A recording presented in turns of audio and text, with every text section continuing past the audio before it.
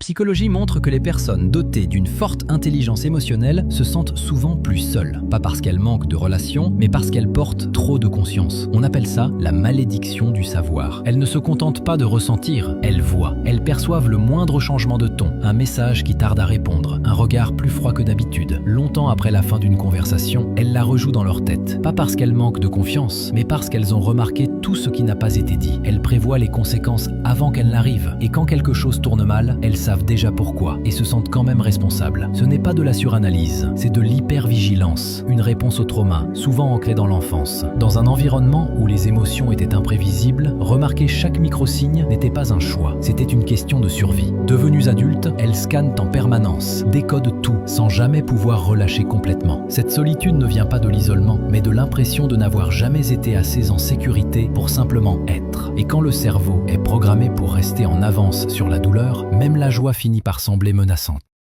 La psychologie